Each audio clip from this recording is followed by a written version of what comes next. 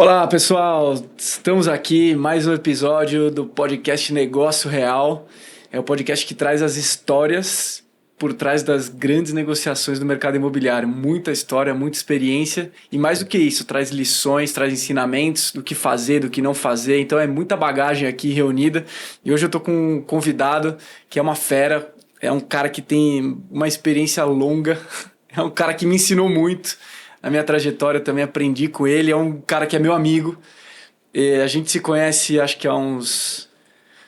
Deixa eu fazer aqui a conta, uns 8 anos talvez? 2018, 17, faz uns 8 anos que a gente se conhece. A gente trabalhou junto no dia a dia ali no front da batalha, né? Então muitas trocas diárias e com certeza ele tem muita coisa bacana aqui para deixar hoje pra gente. Eu tô com o Lucas Miguel. O Lucas é mineiro de BH, me identifico mais ainda porque tive minha história lá com Belo Horizonte, né? Verdade, né? Eu morei lá, fiquei 3 anos lá, cara, que cidade bacana, gosto muito dos mineiros, muitos amigos lá ainda. O Lucas tá há 20 anos no mercado imobiliário, então pra vocês verem como a experiência vai nos ensinar aqui hoje. Ele é casado com a Fernanda, e é pai da Lenita, de 5 anos, pai do Matheus, de 1 ano, que eu quero conhecer, que eu não conhecia ainda, o Mateuzinho. Essa rara. E aí, como é que você tá, Lucas? Fala, brother, tudo bem?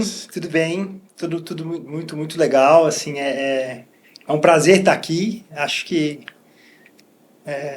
você só não contou toda a parte da história, porque eu acho que eu aprendi muito mais com você do que você comigo, apesar de que, talvez quando a gente se conheceu, eu tinha um pouquinho mais de experiência já. Sim. Mas eu acho que todo o contexto, como a gente se conheceu, o ambiente que a gente trabalhava, os desafios que foram dados ali, assim, para mim aquilo ali era tudo muito novo. A gente trabalhou juntos na Tenda durante alguns anos, conduzindo a área de novos negócios em São Paulo. Né? Época que a Tenda estava comprando muito terreno, muita coisa acontecendo. Né? Assim, você tinha lá HS bombando. De sair do problema do distrato, as empresas estavam num estado meio, todo mundo meio hibernado, e a Tenda conseguiu se antecipar ali Estava se destacando com uma operação muito redonda, né? Teve um ambiente regulatório favorável lá de 2016 com a lei de regulação fundiária, assim, a Tenda conseguiu ler cenários e saiu um pouco à frente. Então, assim, foi um bom momento da empresa e foi um bom momento para a gente. Muitos negócios. Fala um pouquinho da tua trajetória rapidinho para a galera te conhecer melhor. Hoje você é diretor comercial e de novos negócios, certo? Da One. Que é uma empresa que também é uma das maiores aqui de São Paulo, está se destacando há alguns anos já, crescimento absurdo, top imobiliário. Lançando aí de forma perene mais de 2 bilhões de reais de VGV por ano. Cara, sucesso, parabéns pelo vendendo mais de 2,5. Você está lá há quantos anos? 4, 5 anos? Vamos dar um passo para trás aqui para entender, porque eu acho que a minha história, ela foge muito do que é o lugar comum.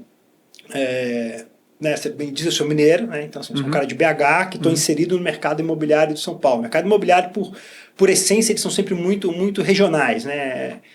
Isso é um aspecto mundial, seja nos Estados Unidos, seja na Europa, seja no Brasil. As empresas, elas são, né? Você tem grandes empresas que atuam de forma regional, com exceção do produto econômico ali, que você tem uma empresa que conseguiram uma expansão geográfica, porque tem um modelo de repetição, então quase sempre é um negócio muito regionalizado. E como que eu saio, né, de Belo Horizonte e chego aqui? Eu comecei a minha vida no mercado imobiliário em 2006, ainda na faculdade.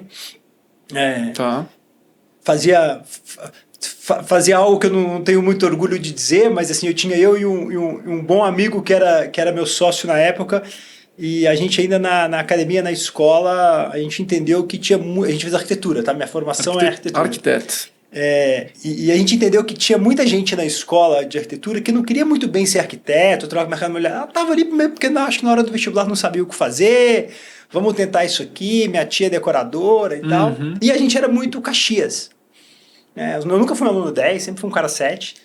Mas ali na faculdade eu me envolvia, eu gostava daquilo e eu era 10 em algumas matérias que eu adorava. E uma delas era as disciplinas de projeto.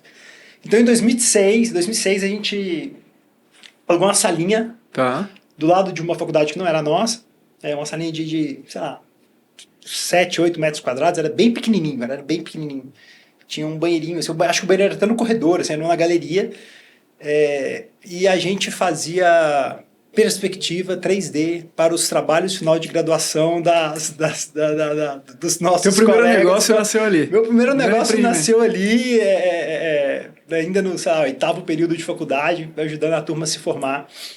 Mas aquele foi um embrião, né? Ali a gente conheceu, ainda fazendo esse trabalho de 3D, que não era uma coisa tão difundida quanto tem hoje. Eu conheci um cara super interessante, que eu devo muito a ele, sou muito grato.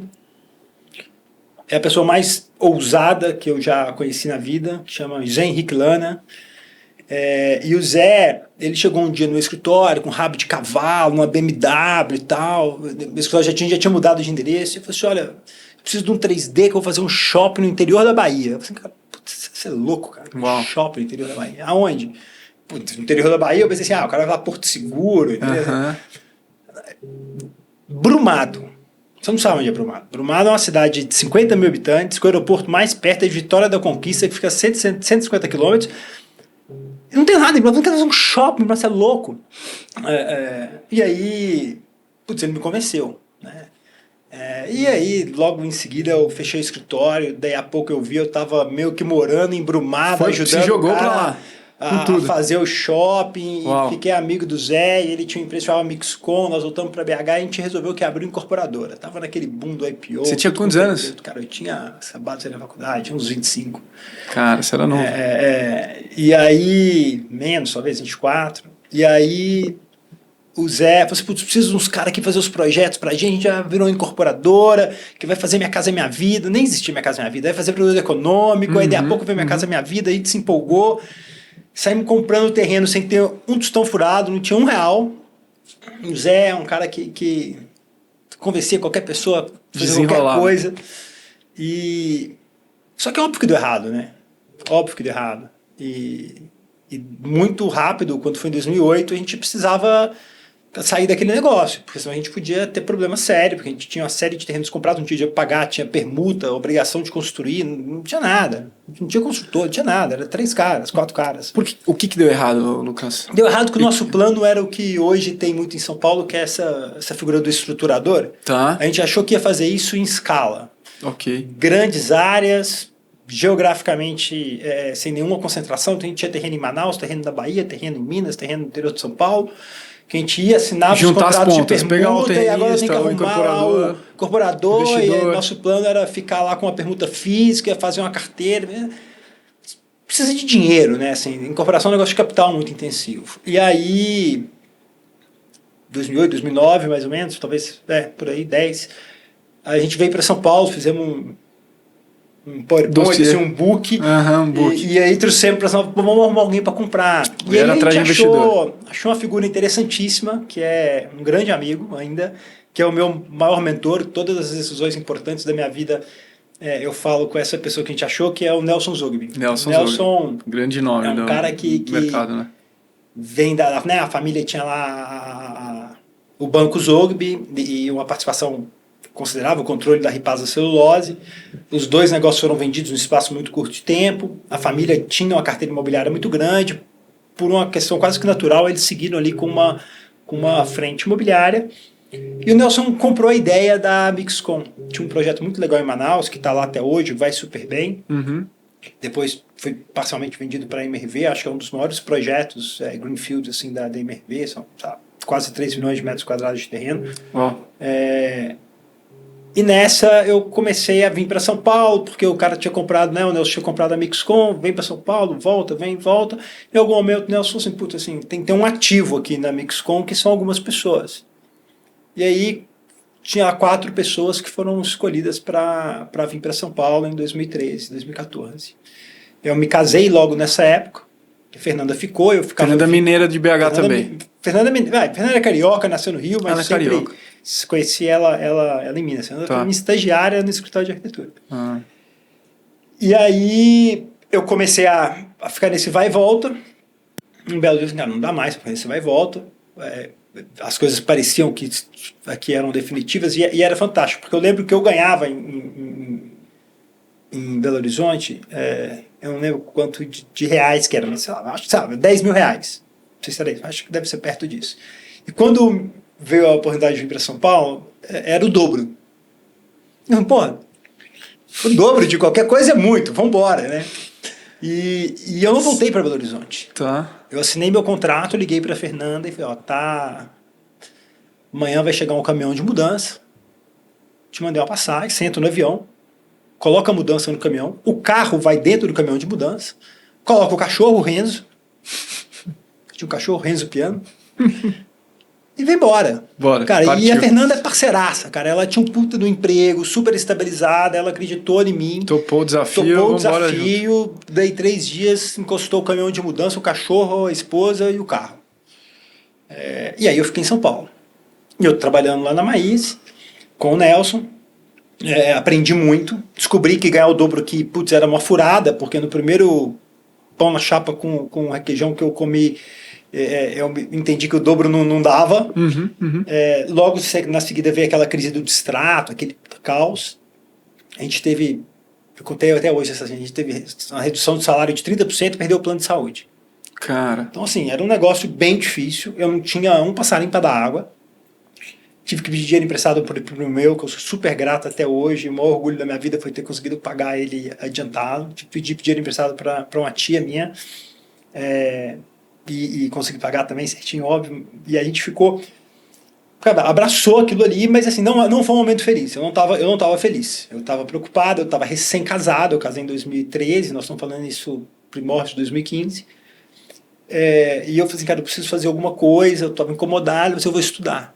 E aí eu fui fazer uma prova lá para aquele MBA que tem lá na USP, que é eu acho que é o único curso de real estate que vale a pena as pessoas investirem seu tempo em dinheiro aqui em São Paulo, que é um curso muito bom, que é o MBA lá da Poli. E aquilo ali para mim foi um choque. Ali é um grande divisor de águas na minha vida. Eu entrei na sala da Poli na primeira semana e eu fiz aquele... escaneada assim na sala, nós éramos 30 alunos, acho que só 6 chegaram no final, mas no começo eram 30 alunos. E o perfil era o mesmo, André. Todas as pessoas que estavam ali, era calça caqui, camisa azul ou branca, bem passada para dentro, com a inicial no peito. Tinha uma forma ali replicada. Era Dante, Santa Cruz, Vera Cruz, Mobile. Todos tinham feito GV, Insper ou Poli. Todos tinham trabalhado em algum momento... mentira, tinha um pessoal de Campinas que era meio que herdeiro. Não, era muito herdeiro, mas o resto todo mundo tinha trabalhado em algum momento em banco, estava mirando o mercado financeiro e estava ali no mercado de real estate meio que de passagem. Eu quero... gosto do imobiliário, mas eu quero ir... sabe... E eu olhei e falei assim, cara, assim, eu tô frito. Eu vou acabar, vou ser engolido em São Paulo. Porque eu não era nada daquilo, entendeu? Eu sou um cara que nasceu em Belo Horizonte, mudei para Araxá, eu sou o filho mais novo de 6, perdi meus pais com 14 anos de idade. Praticamente, eu e meu irmão, a gente teve que se criar, saí de Belo Horizonte para estudar fora com 16 anos, não consegui terminar meus estudos fora, que eu acho que é o único grande fracasso que eu tenho na minha vida. Tive que voltar, fiz uma faculdade particular, local lá de Minas Gerais, de Belo Horizonte. Eu falei, cara, assim, depois fui fazer shopping na Bahia, entendeu? Assim, tentando empreender. Eu falei, cara, assim, eu não sou nada disso. E eu vou ficar para trás. Daí eu comecei a fazer, eu preciso descobrir quantas pessoas ganham. E aí na semana seguinte eu já tinha perguntado para todo mundo quanto... E eu descobri que o meu salário era o mais alto de todos. Como assim? Era mesmo? Era mesmo, meu salário era o mais alto. E a única conclusão que eu tirei foi, olha, hoje o meu salário é mais alto, mas antes desse curso terminar, o meu salário vai ser o mais baixo. Porque essas pessoas são todas mais qualificadas do que eu e eles têm uma bagagem melhor do que a minha. O meu salário só é mais alto hoje porque eu tentei queimar uma série de etapas, que talvez eu nem deveria ter queimado, mas foi as escolhas que eu fui fazendo e aonde a vida me jogou. Eu preciso urgentemente de um rearranjo de rota. E aí eu entendi que eu não estava pronto para o rearranjo de rota que eu precisava. E aí em 2016, eu fiquei um ano 2015, assim, cara, eu fiquei...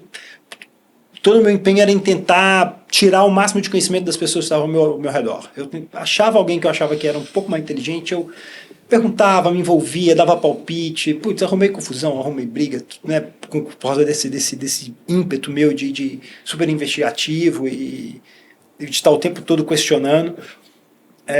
Mas buscando aprender, isso foi buscando aprender, assim, de tentar entender, sabe, assim... para ter um pouco mais daquele background socioeconômico, cultural, acadêmico que eu não tinha quando comparado com aquelas pessoas que para mim eram os ases do mercado. Sim. E aí eu entendi que eu precisava fazer uma transição de carreira urgente. Eu precisava de ter uma experiência num mundo corporativo de verdade. Tá. Eu era um cara que, né, meu pai tinha as empresas dele, eu perdi meu pai muito cedo, depois eu e meu irmão a gente trabalhou meio que tentando sobreviver. Muito cedo eu tentei empreender. A minha figura de comparação sempre foi meu irmão, que é uma pessoa que tem uma capacidade cognitiva acima da média. Ainda bem que eu consegui entender isso muito cedo, porque senão seria um eterno frustrado, porque não dava para acompanhar o ritmo dele. Parou de se comparar. Acho que eu nunca me comparei, eu acho que eu sempre só admirei. Que bom. Eu sempre assim, se eu conseguir fazer um tanto, né, um percentual daquilo já tá bom, porque como eu sei que é um cara que está muito acima, você tem que fazer a curva da nota, não adianta ser... assim, o 10 passa a ser o que o cara desempenha e não mais o 10 real, porque assim, o 10 real está muito abaixo do que ele desempenha. Então, se eu fizer 70% do que ele faz, talvez eu já estou sendo um cara 10, entendeu? E nesse momento eu preciso fazer essa transição, eu preciso ter contato, né, com esse ambiente corporativo hardcore, porque mesmo quando eu vim para São Paulo, assim, a Maísa era uma empresa familiar, tocada por um cara que herdou um negócio grande, conseguiu multiplicar o dinheiro, que fez uma bela de uma saída em 2 vendas espetaculares. Mas era um cara que eu sempre falo com ele, assim, o melhor negócio para você é ficar em casa, porque nada vai te dar mais dinheiro, com tanto dinheiro que você tem, nada vai te dar mais dinheiro que ficar, né, que ficar esperando o CDI trabalhar para você. Eu entendo, o cara não quer, mas assim, não era um ambiente de empreendedorismo, não era um ambiente corporativo, era um ambiente de uma empresa pequena, familiar, com muito caixa. Ou seja, também é um ambiente pouco usual, confortável, estável, mas pouco usual. Não é que, quantas outras empresas têm aquele perfil? Sei lá, pouquíssimas. Então eu precisava ir para o mundo de verdade. Se desafiar mais. E aí eu meio que me coloquei no mercado, chegou para mim a possibilidade da Tenda. Eduardo Mardegan, que foi quem me entrevistou na época, era o cara da Michael Page, fiquei até meio amigo dele depois. Sim. E foi um negócio muito louco, assim, porque a conta para ir para a Tenda, assim, eu ia ganhar, sei lá, 60% do que eu ganhava. E a vida já estava dura. E aí eu lembro que eu fazia conta, montava Excel, e aí, mas tem 13º, tem FGTS, eu contava com a grana do FGTS. Conheço bem essas planilhas. Pra fazer um negócio, né, pra eu me convencer daquilo que eu já estava convencido, mas eu precisava de um dado para me convencer. Mas nós vamos estourar e fazer 100% do bônus e tal, não tinha noção do que onde eu estava entrando. Imagina. Cara, e aí eu tomei a decisão de chegar na Tenda e foi onde a gente se conheceu. Você pediu para falar rápido, mas assim, não é rápido. Mas essa é a história, porque é uma história, eu falei assim, pouco usual, né? Rapidamente, só para pegar um gancho aqui do que você falou que ficou na minha cabeça. Se não tivesse dado errado aqueles primeiros empreendimentos lá em BH, onde você acha que você estaria hoje? Se a sua experiência seria muito diferente? Você acha que você estaria... teria agregado a experiência que você agregou, aprendido o que você aprendeu? Você já parou para fazer alguma reflexão nesse sentido? Já, várias. Foi importante aquilo ter dado errado naquele momento, para você se mover? O que você... André, assim, cara, assim, eu tenho me... Eu sou um cara muito introspectivo, né? Eu sou um cara que tem um ciclo social muito restrito, tenho pouquíssimos amigos, eu acho que as pessoas com quem eu convivo hoje fora do meu núcleo duro familiar, eles são muito em função dos meus filhos, que aí você acaba tendo uma convivência com outras pessoas. Só um parênteses, isso que o Lucas falou aqui agora é só para destravar muita gente aí, não sei se vocês ouviram, tá? Mas ele falou que sou um cara muito introspectivo. E de fato ele é na vida dele, né? No dia a dia, na intimidade dele. Isso não gera barreira nenhuma para se negociar, muito menos para se trabalhar, né? Com qualquer frente comercial, de negócio, enfim... Até porque esse cara é um dos maiores negociadores que eu conheci. Então, acho que não tem... É só para quebrar qualquer tipo de barreira da pessoa. Eu sou introspectivo, eu não sou muito expansivo. Cara, isso não te impede de fazer negócio, de ir para uma mesa, de trabalhar, de aprender a lidar com gente. tá? Só isso que eu queria fazer Acho que pelo contrário, eu acho assim, porque a gente, às vezes, a pessoa muito expansiva, ela pode confundir que o ambiente, que toda vez que você está lidando com gente é sempre igual, e não é, né? Assim, uma coisa é você tá no bar com o teu amigo, com a tua família, num ambiente descontraído, e outra coisa é você tá ali onde você está buscando algo e o outro lado da mesa também está buscando algo. Então, assim, isso é uma chave, hein? Você tem que saber diferenciar. Então, eu até acho que pessoas que têm, eventualmente, uma certa introspecção, elas podem eventualmente ter um pouco mais, não de sucesso, mas de facilidade na hora de aplicar determinadas técnicas para momentos situações. Exato. Então fica um alerta também para quem é muito expansivo para saber se ajustar a ambientes e pessoas, né? Não adianta ser igual e tratar pessoas iguais, porque as pessoas são diferentes. Exatamente. Da mesma forma. Vai lá. Mas respondendo a tua pergunta, assim, e essa introspecção minha, ela me gera muito momento de reflexão. E eu não tenho medo nenhum de falar isso. Eu sou um nômade interno. Eu mudo de ideia muito fácil. Eu sou facilmente convencido. Eu gosto que as pessoas me convençam. Eu instigo isso. E eu acho, cara, uma delícia ser um cara que está disposto a mudar de opinião. Cara, isso é muito legal. Isso é fortíssimo, cara. Isso é uma das maiores virtudes que eu enxergo, assim, sabia? De verdade. E é muito divertido você ser isso, porque você consegue comparar, entendeu? Você sai, você faz um deparo o tempo todo. E às vezes eu mudo de opinião para a opinião que eu tinha antes, né? Mas muito disso eu traduz nos meus hábitos.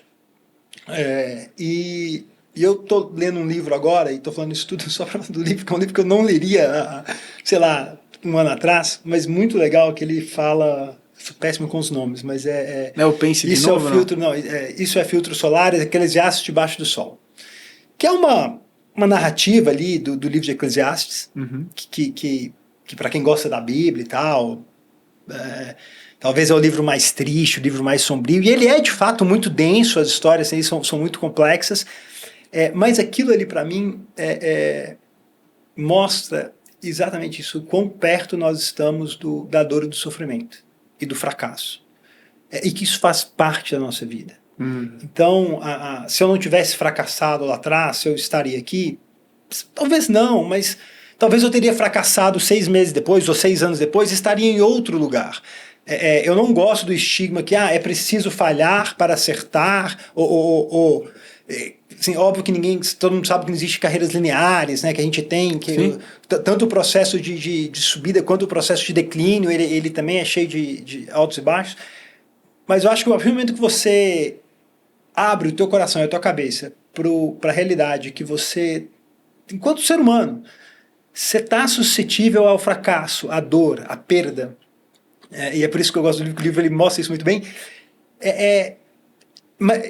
você fica mais leve em aceitar as coisas, mas você não pode deixar com que isso te traga um espírito de perdedor. Esse que é o ponto, cara. É aí que eu queria chegar. Você escolher de que forma que você lida com aquilo, né? Exato, porque mais legal do que você entender que a dor e o sofrimento, a perda e o fracasso faz parte, é você aproveitar o momento da vitória, da glória, do êxito. Então, eu sou um cara ultra competitivo, sempre fui movido por esse ambiente de competição, de resultado e tal. Eu sou um cara muito, muito determinado naquilo que eu faço. E eu comprovo isso.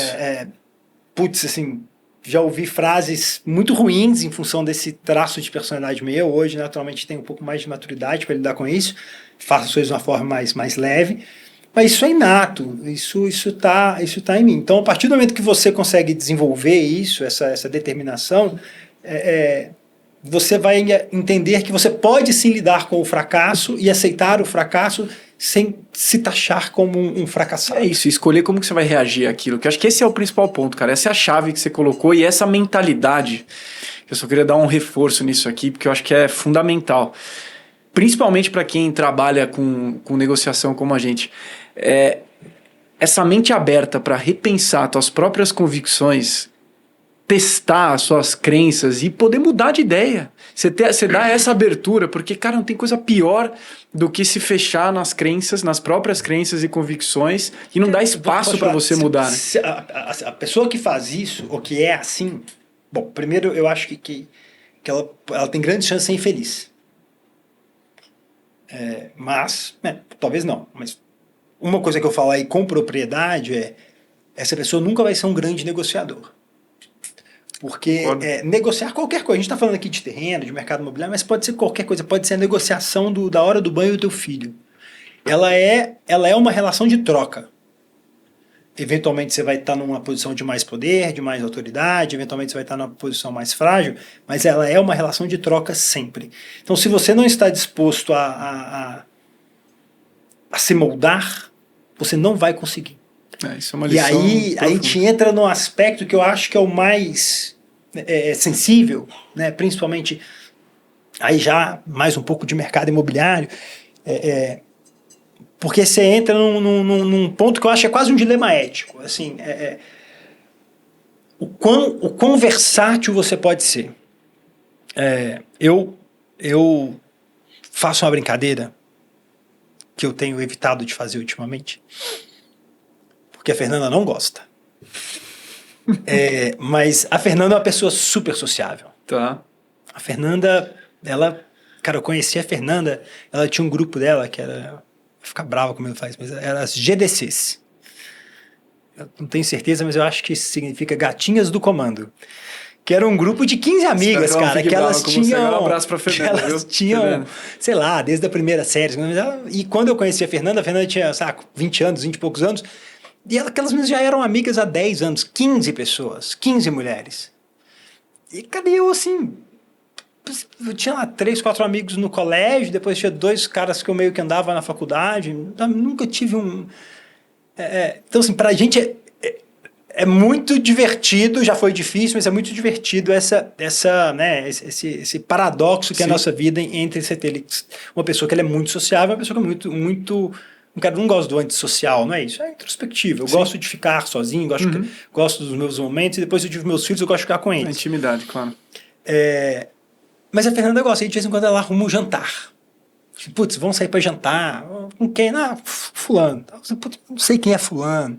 Vamos sair lá falar que Flavinha, Fernanda. E parece que as mulheres têm sempre o mesmo nome, sabe? Tem uma gama de 8 nomes. Ju, Flá, Paula, não sei o que. Cara, pô... Os apelidos. Sabe que não tem como... como que você não sabe? Ela briga porque eu não lembro quem é a pessoa. E aí, putz, vou pro tal do jantar. Cara, e aí... para eu me entreter, eu faço um exercício. Eu falo assim, putz, quem serei eu hoje? Né? E aí eu crio uma persona naquele jantar. E as pessoas não me conhecem, então elas não sabem que aquele cara não sou eu, entendeu? E a Fernanda fica louca, cara. Ela começa a me olhar, me dar chute debaixo da mesa. Fernanda, se você puder colocar eu e a Jéssica nessa lista aí dos convidados do jantar, eu te agradeço. Eu tô à disposição, meu. Eu quero ver que persona que eu vou encontrar lá. É muito legal, cara. Já teve casos de eu virar jogador de golfe, entendeu? Cara, é um negócio muito louco. Mas assim, é uma brincadeira, mas é uma forma de eu me descontrair. Mas por que eu tô contando isso? Porque a negociação, ela é isso, né? Assim, eu contei aqui um pouco do meu background, então já dá para ter mais ou menos um espectro, né? Quem sou eu, o que eu faço e tal. Mas eu tenho que sentar do outro lado da mesa, né? A gente está falando de comprar terreno em São Paulo. Você vai comprar um terreno, vamos no mainstream aí, sabe? Pinheiros, Itaim e tal. Você vai formar um terreno, você tem que comprar às vezes várias casinhas. Exato. Putz, você chega lá, você tem a senhorinha que mora lá há 50 anos. Mas que o filho dela é muito rico e ela mora lá porque ela quer. Aí você tem o cara do lado, que é só um inquilino chato, e o dono do imóvel é um milionário que tem, sei lá, 50 imóveis em São Paulo. Aí você chega do outro lado, você tem uma loja própria de uma grande rede varejista, que você vai ter que tratar com o gerente do gerente do gerente, você nunca vai falar com o dono. E de repente você tem do lado um cara que é, sei lá, um estofador, que sempre morou ali, herdou aquele imóvel do pai, e aquele é o único bem dele. Uhum. E ele, faz ali a conta só do quanto ele cobra no estofado. Cara, é o mesmo terreno. Se eu entrar com a mesma postura, com o mesmo vocabulário, com a mesma abordagem, assim, a única certeza que eu tenho é que a solução vai dar certo. Então você tem que ter essa capacidade de se moldar. E a comunicação é isso, né, cara? Você conseguir expressar de forma que você conecte com com a forma como a pessoa recebe aquela mensagem ou que ela deve receber, né? Não é o jeito que você quer passar a mensagem. É você entender de que jeito que a pessoa precisa receber aquilo, qual que é a linguagem daquela pessoa, cara. Qual que é o modelo... Exato. Tem um negócio em PNL que é o modelo representacional, né? Que é assim, você entender... A pessoa é visual, ela é sinestésica, ela é auditiva, até nos termos que você vai usar. Você fala assim, Lucas, putz, eu não tô enxergando que vai ter caminho aqui na nossa negociação. Ou você fala assim, Lucas, eu não tô sentindo firmeza nesse... É diferente. Tem pessoa que vai mais no visual, tem pessoa que você tem que perceber isso. E o negociador, de fato, eu concordo contigo plenamente. É uma habilidade que ela tem que ser refinada, né, no sentido da comunicação também. Inclusive, que abordagem que você vai usar. É isso. E isso vai assim, isso chega a extremos, tá, André? Assim, veja bem, meu avô paterno tinha um tio que o sobrenome dele era Maluf. Cara, eu já virei árabe em várias reuniões. Uhum. Porque eu sou de descendência árabe. Porra, tá sei lá onde, mas tá lá. Então, assim, não menti, mas assim, cara, pra mim, naquele momento, aquela conexão era importante que eu percebi. É um ponto em comum, né? Mas o arquétipo que você usa, a roupa que você usa, a forma como você se comporta, a linguagem, né, corporal, a comunicação que você passa não verbal, ela é muito importante. Você senta, às vezes, com gente que tem posições de muito poder nas organizações que trabalham, ou na sua própria casa, ou enfim...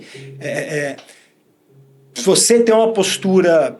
você tem que saber dosar, porque se você tem uma postura muito passiva, esse cara vai ficar numa situação que ele vai te engolir, quando ele perceber que na verdade ele não vai te engolir, ele vai se frustrar, e o negócio não vai sentir firmeza. Se você chegar muito firme, vai criar uma espécie de uma rivalidade de quem está dominando a sala naquele momento. Então, assim, saber dosar isso é muito importante. E eu dei o exemplo aqui da minha descendência árabe, que eu nem sei se ela de fato existe. Mas é isso, é saber dosar. Cara, eu já tive reunião que eu tive com um senhor que usava um aparelho auditivo, eu me apresentei como Lucas, ele me chamou de Luiz, eu fiquei 6 meses respondendo Luiz para ele. Não vou chegar pro cara e corrigir ele depois de eu fiz 4 reuniões com ele. Sim. Muda o meu nome, tá tudo certo, entendeu? Eu preciso que o negócio saia. Porque assim, o resultado é sempre dinheiro, né? A gente está falando, de novo, é um termo de troca, é um imóvel versus dinheiro.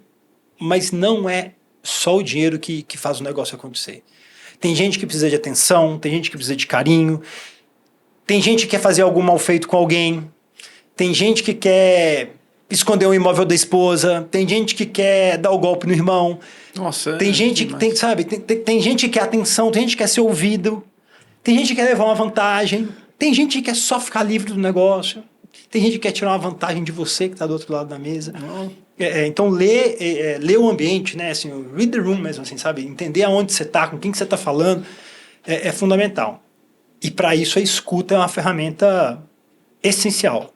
Não é ouvir, é escutar, né? Assim, se você de fato dá tentar atenção. E é aquela atenção, assim, tenta o tempo todo, assim, o cara tá com o braço para baixo, tá mexendo o braço, que roupa que ele veio, com quem que ele veio, a pastinha dele é antiga, daquela de couro, ele tem, qual que é o celular que ele usa, porque isso vai te dando dicas de quem é esse cara que tá do outro lado e como... E na dúvida, e aí eu tenho uma estratégia que é inverter o papel. Na dúvida eu começo a falar e não deixo ninguém falar. E acabo com a reunião comigo falando e não deixo aquilo se escalar. Porque o pior ambiente que tem na mesa é quando você não sabe com quem você está tratando. Isso é interessante. Eu prefiro zerar, sair dali sem conclusão nenhuma, vir uma conversa de louco. Tá. Entendeu? Porque às vezes eu começo a me repetir, às vezes eu até começo a me contradizer meio que propositalmente. Porque você identificou que tem alguma coisa ali que você não vai conseguir revelar. Eu não consegui, eu preciso estudar mais aquele caso. Aí você chama o corretor no canto, pede, né? Eu tenho um cara nota 10, assim, eu tenho um moleque nota 10, que vai voar, vai ficar rico, que é o Rafa que trabalha comigo. E às vezes eu saio, o Rafa já me conhece, assim, sabe? É meio tic-tac. Assim, a hora que ele vê que eu fiquei o meu louco na reunião, assim, que eu comecei a ficar muito agitado e não paro de falar. É aquele pedido de tempo. Às vezes ele até fala, pô, você não tem aquela outra reunião agora? Aí eu falo, gente, obrigado. E aí eu saio, ele fecha a reunião e ele fala, putz, o que a gente precisa ver? É aquela hora que o técnico pede o tempo estratégico, né? Que o time vai destrambelhar E o técnico precisa pedir um tempo, precisa juntar a informação, conversar, alinhar o time. Acho que é importante esse. E você precisa bom estar em controle da sala o tempo todo. Mesmo que você tenha que atuar como você não está, é importante que você esteja implícito ali, mesmo que nas entrelinhas. Às vezes você tem que, de fato, estar como um maestro, ditando o ritmo de como as coisas vão andar. Mas às vezes não, pelo perfil de quem é. Mas você pode passar a sensação que você não está no controle. Você tem que estar no controle. E eu, quando eu não estou no controle, eu saio. Vamos voltar para a prancheta, que vamos pesquisar, vamos entender, puxa a matrícula direito, ver quem que é o antecessor, ver se esse cara tem irmão, o que está acontecendo, tem uma coisa que está solta, vamos entender melhor e aí você remarca. Cara, é a postura de um investigador, né? Eu enxergo muito assim. Tem duas figuras que me remetem muito a um bom negociador. É o investigador, aquele cara que investiga, porque é isso, é informação, toda informação ela é relevante. Quanto mais informação você tem, que é isso que você está falando, cara, mais firme, mais forte você vai estar, maior a tua posição naquele negócio. Nem tudo precisa ser jogado na mesa, mas você precisa ter na tua mão, você precisa conhecer o cenário, ler as pessoas, a informação. Você possa jogar o jogo, tipo, entendeu? Jogar melhor o jogo. Cara, Schopenhauer escreveu no século XIX A Arte de Ter Razão. Também tenho lá minhas dúvidas de quão ético é usar aquilo ali como uma bíblia. Não estou falando para ninguém fazer isso. Assim, eu li, acho que tem vários ensinamentos ali. Mas é isso, se você tem que dar as cartas. E você tem que levar com que a pessoa... porque no fim do dia, assim, você é o detentor do dinheiro. Negócio tem todo dia. O que acaba é dinheiro. Enquanto detentor do bem escasso, você tem o direito de orquestrar como as coisas devem andar. E às vezes você tem que usar desses artifícios para fazer que as coisas andem para o caminho que você quer. E a outra figura que eu ia trazer aqui é a do cientista, que vem muito de encontro com o que você falou, da questão de poder mudar de ideia, de pensamento, porque o cientista ele tem que testar um monte de hipóteses e ele tem que, na verdade, ele tem uma hipótese que ele precisa fazer vários testes e a mentalidade dele é de fazer aquilo dar errado, para comprovar que aquilo tá errado, porque aí ele precisa de fato ir por uma outra tese. Cara, assim, para mim são duas figuras que a gente tem que modelar para ser um bom negociador.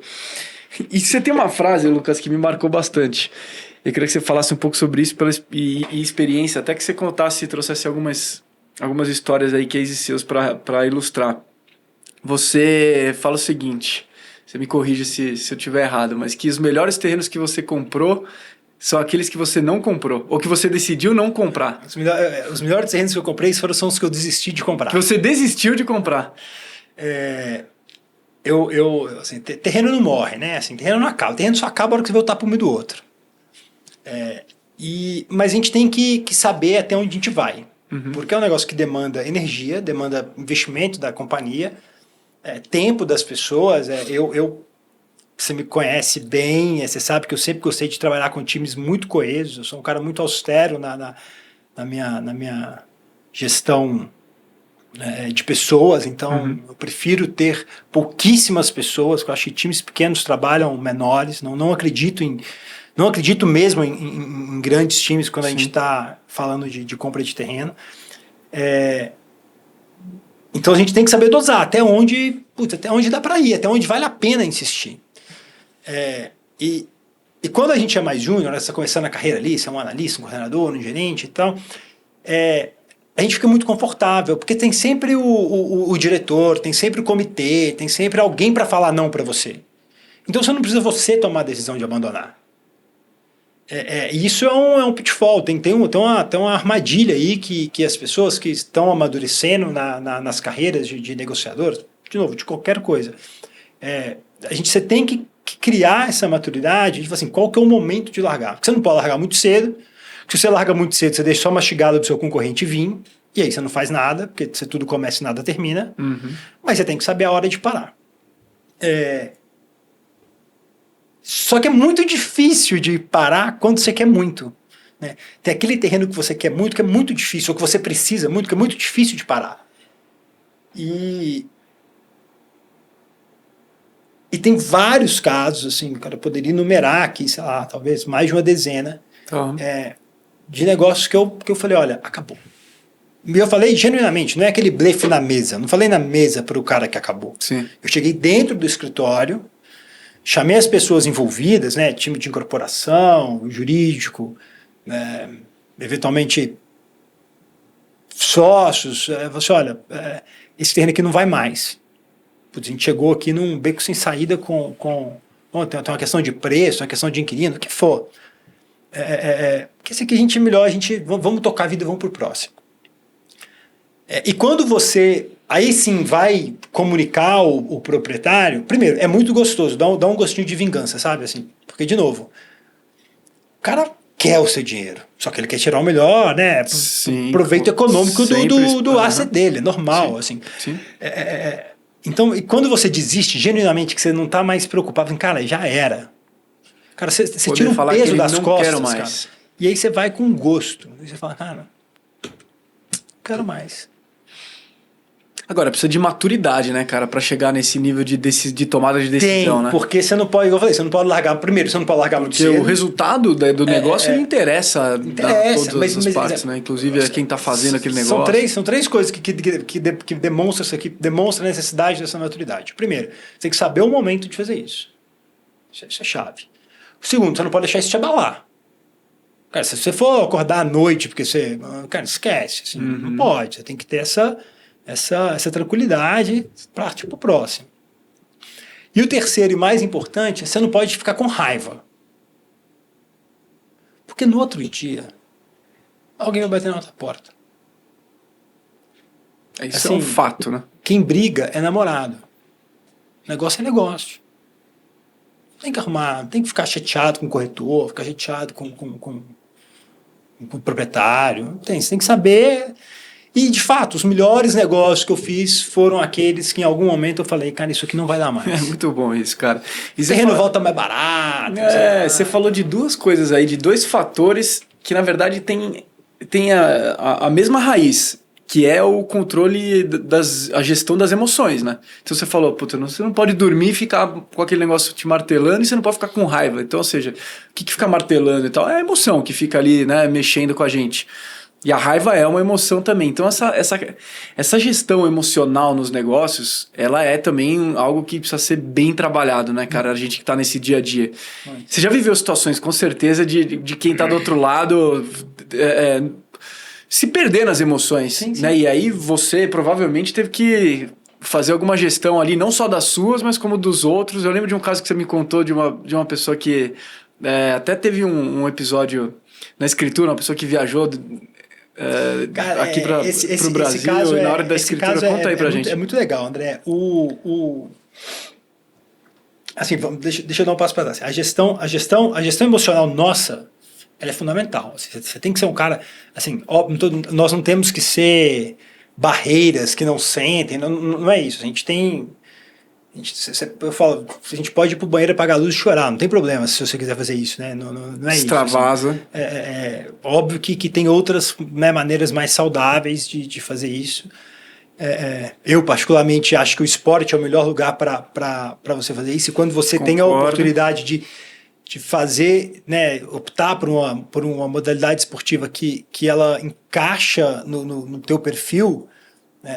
isso aí que é né? Porque às vezes o cara quer fazer o que está na moda, mas nem necessariamente o que está na moda é o que é bom para você. Sem dúvida, eu sou dessa linha também, que ajudam principalmente o homem a extravasar essas emoções, né, cara? Deixar sair, fluir, educa, assim, molda caráter.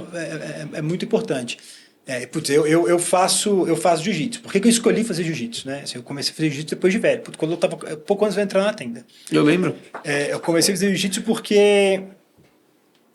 eu entendi que era um negócio que demorava 15 anos, 10 anos. Na melhor das hipóteses, 10 anos. Eu falei, putz, eu sou um cara que eu sou determinado, persigo resultado.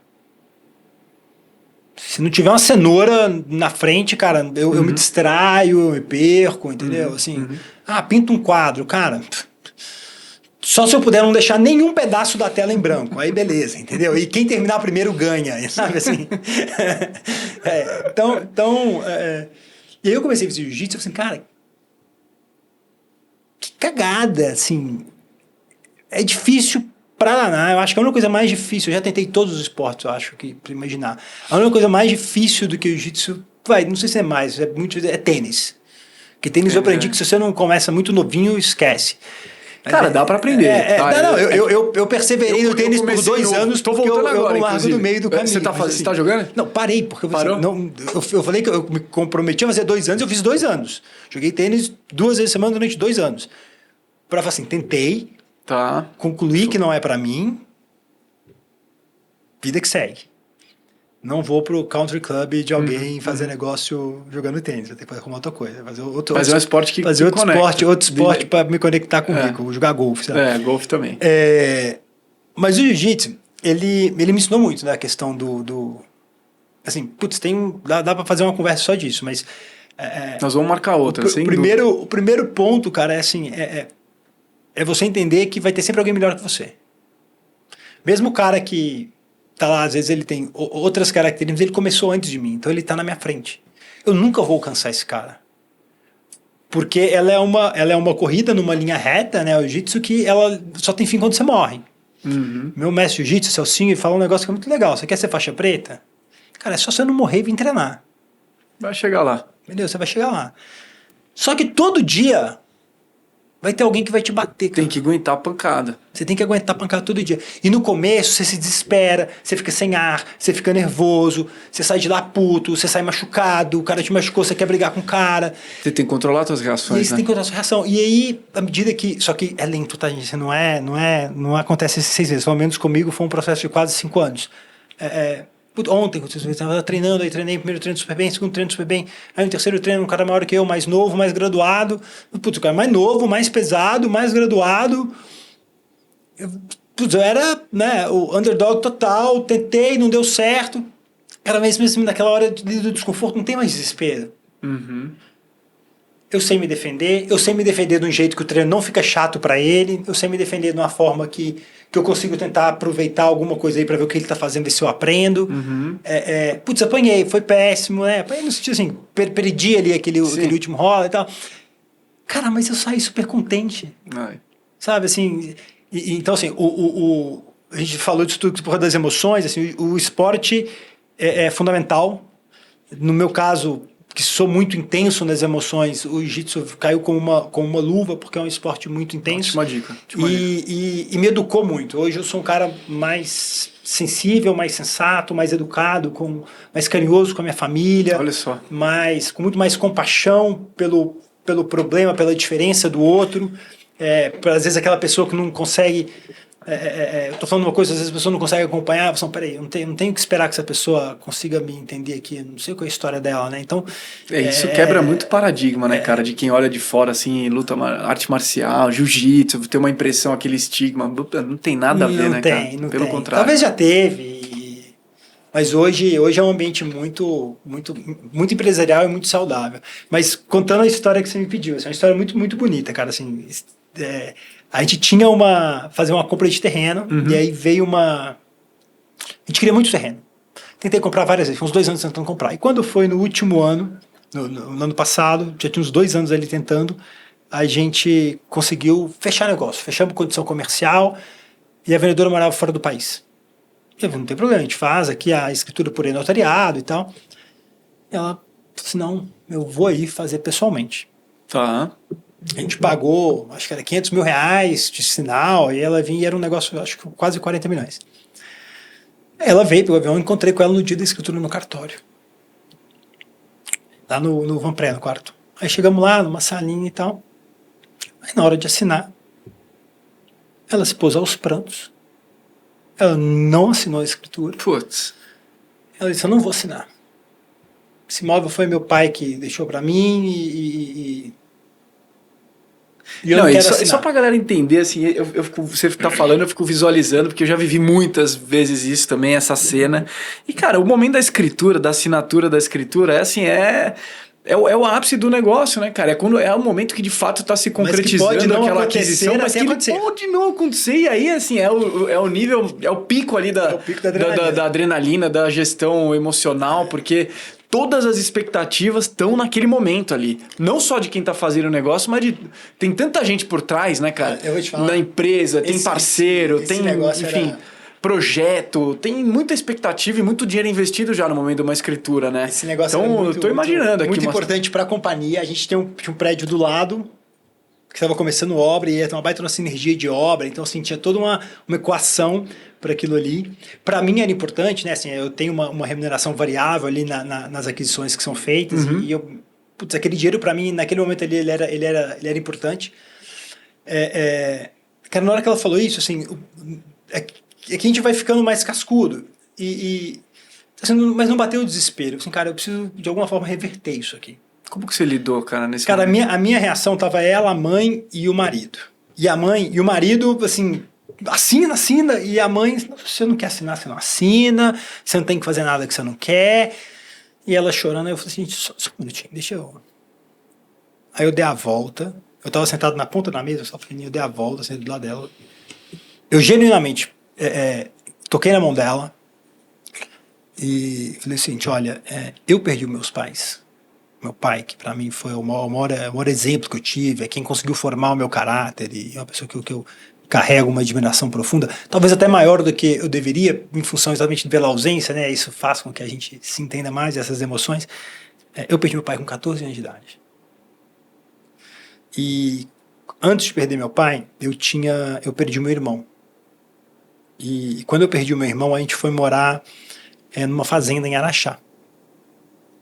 Foi um momento de luto do meu pai, ele tinha perdido um filho, ele colocou todos os filhos lá na fazenda e a gente ficou morando em Araxá. Nós moramos ali durante 5 anos.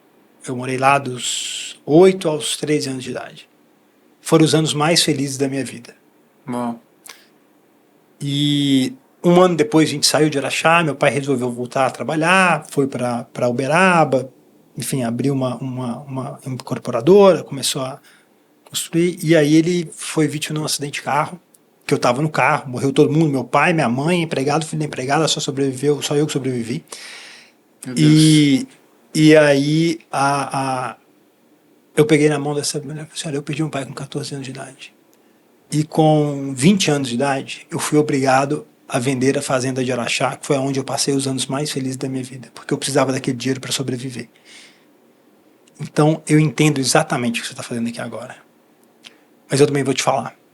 A melhor coisa que eu poderia ter feito na minha vida foi ter vendido aquele imóvel, que foi ele que pagou pelos meus estudos, e são graças aos meus estudos e ao meu trabalho que eu consigo hoje dar uma vida de conforto e digna para minha família. Nossa. Então, vai para casa, não tem escritura hoje, reflete, pensa. Você volta aqui amanhã, porque você vai vender, você tem que vender, mas você tem que estar em paz com a sua decisão. Putz.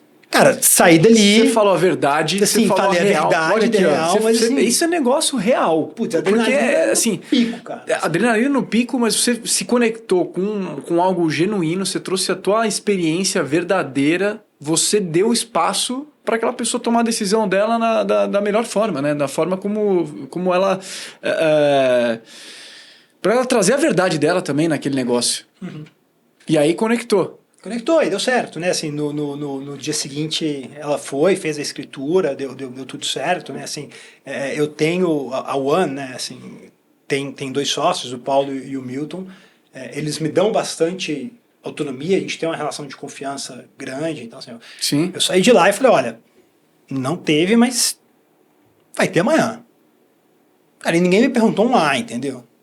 No outro dia teve, deu tudo certo. Eu nem sei se eles sabem dessa história toda, assim, sabe? Só que teve um problema lá assistindo, né? Deu um problema ali, foi pro outro dia. Mas sim, assim, é isso, a hora que... Cara, tem momentos que você precisa tirar todas as camadas, se conectar e acreditar que às vezes só falar a verdade é o suficiente. Muito forte isso. Essa é uma baita de uma lição, cara. E só a experiência, só a maturidade que traz isso mesmo, né? Imagina, o Lucas que você conheceu lá na tenda teria feito isso? Ele teria quebrado o cartório, cara, assim, xingado todo mundo. Uma transformação, né? Realmente uma baita de uma lição pra gente. E esse negócio de lidar com emoções é todo o tempo, né, nos negócios. Você já teve outros casos? Eu lembro de você ter comentado que você lidou com inquilinos. Uma inquilina que tinha um negócio familiar. Tem várias histórias de inquilinos boas, a gente cara, tem assim, história para todo lado, né? Porque assim, o inquilino, cara, ele é a ponta mais fraca no negócio. E eu falo isso abertamente. Acho que a primeira coisa que eu ganho bem dos inquilinos é isso. Eu sempre falo assim, olha, deixa eu te falar uma coisa, assim,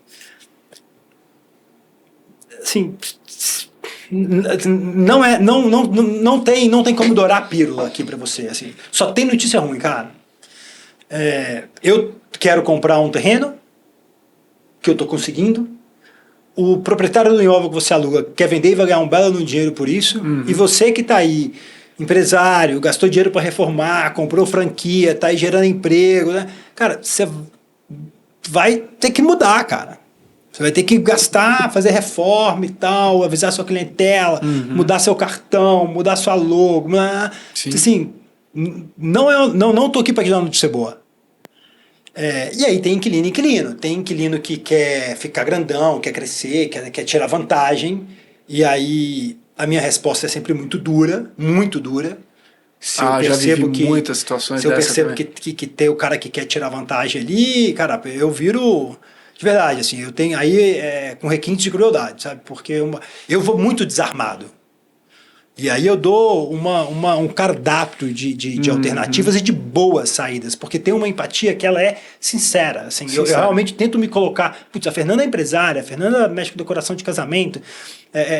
Eu fico imaginando se alguém um dia bater no galpão dela, no imóvel dela, onde é o ateliê dela. Assim, a vida da pessoa, você vai ter que sair daqui. Às vezes é a única fonte de renda, é a empresa, é o negócio, tem funcionário, é o que você falou. Tem que ter, de fato, essa sensibilidade. Tem que ter essa sensibilidade. Eu vou muito aberto. Mas quando eu vejo que o cara quer só tirar uma vantagem... E tem muitos casos assim também. Muita gente que tenta se aproveitar da situação. E não é legal. Por ser o elo fraco, tenta forçar também um...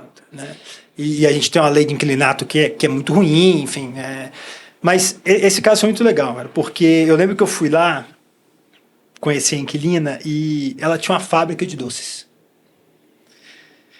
E ela era a terceira geração da fabriqueta dela de doces. Era uma casa em Pinheiros e tal. Eu cheguei, eram 3 andares, assim. E ela falou, vamos fazer reunião aqui. Eu entrei numa coisa que era como se fosse uma copa de uma casa, meio com uma coisa antes da cozinha, que era meio que a cozinha industrial dela, um piso frio, aquele azulejo desenhado da década de 50, casa bem antiga. A gente sentou assim em roda.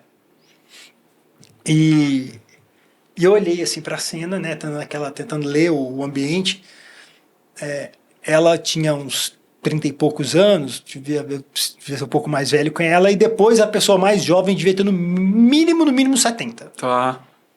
Em, sei lá, 10 minutos de conversa, familiares. Eram os tios, parentes. O pai, a mãe, os tios, tal, que era todo mundo que meio que em algum momento ou tocava, ou tocou, ou trabalhou, e era todo mundo, aquela família inteira em torno daquele negócio.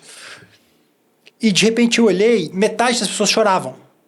Inclusive um senhor. No meio da conversa. Eu falei, a gente vai ter que sair daqui, que é a nossa vida inteira, e começa a contar história, não sei o que lá. E eu assim, gente do céu, o que eu vou fazer? E aí eu lancei mão daquilo que eu achava que tinha que ser feito. O Milton, dono da One, ele não gosta que fala, mas assim, eu vou falar, ele é um filântropo, assim, que tem que ser levado em consideração o trabalho que ele faz. Tá?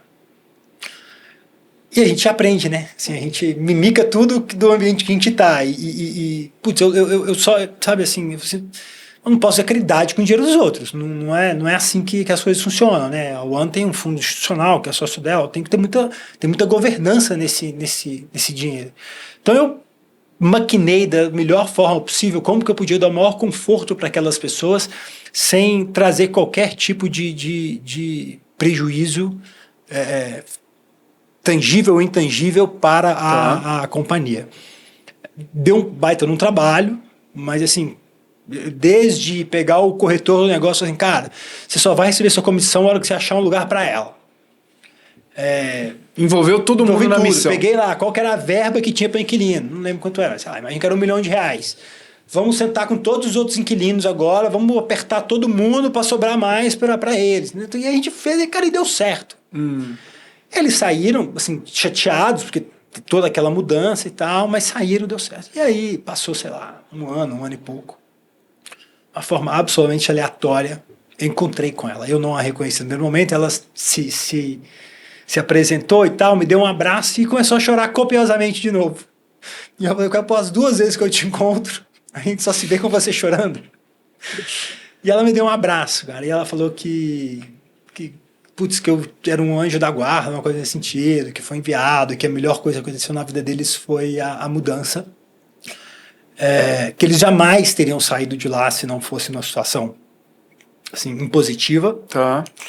Mas que eles tinham mudado, eles estavam agora numa fábrica na Zona Leste, que era uma fábrica de fato, e não um sobradinho no meio de Pinheiros, que ela tinha aumentado a produção, que os funcionários dela estavam mais perto, como estava menos, que ela vendia muito para o aeroporto de Guarulhos, a logística dela ficou mais fácil, era mais perto da casa dela. Transformou a vida, o negócio, transformou, não de uma pessoa assim, só, de várias. Absolutamente adjacente no negócio, ela não era, ela era inquilina, ela era o elo frágil, sabe, assim, a ponta fraca do negócio, que normalmente sai muito machucada. A gente conseguiu ali fazer, não que a gente conseguiu, por uma circunstância uma conjuntura, foi a melhor coisa que foi a melhor coisa que ela fez na vida. Isso é muito gratificante, cara. Esse dia eu falo assim, cara, assim, você acertar no que você não vê é muito legal, né? Assim, não, e tem que usar esse filtro, essa percepção, né, cara? Se você não tivesse tido esse insight de, não, deixa eu mexer aqui, eu preciso fazer alguma coisa, eu preciso rearranjar o que eu tenho aqui, tanto de verba quanto de condição comercial, seja lá o que for, dentro desse projeto, porque você percebeu que tinha uma situação ali mais delicada, né? A responsabilidade é muito grande que nós temos. Assim, primeiro, a gente mexe com muito dinheiro, a gente tem que ser muito responsável com o dinheiro. E a gente mexe muito com a vida das pessoas. Cara, demais. Então a gente tem que ter muito cuidado com o que a gente fala e como a gente faz. Porque, assim, você vai criar brigas familiares, você vai quebrar negócios, ou você não. Ou você vai resolver problemas familiares. Pô, quantas sucessões, facilitar uma resolução, né? Quantas eu não resolvi numa mesa de negociação, entendeu? Sim. Assim, N. Então tem muita oportunidade, mas tem que ter muito, muito cuidado, porque você pode fazer o bem, mas você também pode fazer o mal, porque é uma posição de muito poder. É verdade. Cara, eu vou te falar, quantas coisas nós falamos aqui hoje, hein? Você vai voltar, né? Tinha que você falar. Não, você vai ter que voltar, cara. Nós vamos ter mais conversa aqui, sem dúvida alguma. Ó, a gente falou hoje, o Lucas trouxe aqui insights e vou te falar, ensinamentos poderosos. Até sobre empreendedorismo, sobre a história dele, sobre resiliência, coisas que eu anotei, hein? Sobre a mentalidade aberta, né? Ter a mente aberta para não ficar preso às próprias crenças, convicções. Então, você poder repensar as tuas ideias, né? Ter essa maleabilidade. A gente falou... O que mais? A gente falou de leitura de ambientes, de pessoas, né? Como você, cara, perceber em cada detalhe e até dar um passo para trás às vezes e falar assim, putz, ainda não li esse ambiente todo, deixa eu fazer minha lição de casa, né? Como é importante e estratégico isso. E principalmente, acho que lições e histórias que você trouxe aqui, cara, de como ser verdadeiro nos negócios, né? E numa mesa, e não só na mesa de negociação, mas em relações, né? Que a gente está interagindo com os outros. A verdade e a responsabilidade, né, que a gente tem nessas relações de estar lidando com vidas, cara, com pessoas, com relações e problemas emocionais, familiares, muitas vezes. E é por isso que o tema desse podcast é negócio real, porque a ideia é que a gente, de fato, consiga trazer essa perspectiva do que acontece ali na vida real, mas com a verdade, né, Lucas? Que é o que você vive isso, né? Você traz isso nos teus negócios, na tua vida, e acho que essa é a mensagem principal, cara. Te agradeço demais, você tá no meu coração. Putz, eu que agradeço, André. Assim, o André pode parecer que tem um pouco de corporativismo aqui, mas não tem, mas ele é um mentor para mim que ele sequer sabe que talvez, mas o André é a pessoa que tem mais inteligência emocional que eu conheço. Eu acho que ninguém... Assim, primeiro nas oportunidades que nós tivemos, você foi uma pessoa que me ajudou muito nos meus momentos de de explosão, nos meus momentos de, né, personalidade muito forte, de muito combativo, né? Você sempre foi um mediador, você foi um cara que me ensinou e eu aprendi muito com você. Assim, eu hoje, com 2 filhos pequenos em casa, eu vejo como nós, enquanto primatas bípedes, aprendemos copiando o que o nosso ambiente faz. Né? Então, totalmente, modelando as pessoas, né? E o tempo que a gente teve junto ali, para mim, foi muito rico, cara. Assim, para mim também, cara. Eu comecei a trabalhar num lugar que eu não conhecia, entrei totalmente armado, era um ambiente de competição que você e o Rony, né? Putz, não falamos do Rony aqui, mas a gente conseguiu, sabe, zerar isso por uma semana. É verdade. Né? A gente ficava naquela competição de quem conseguia almoçar mais barato e guardar mais dinheiro.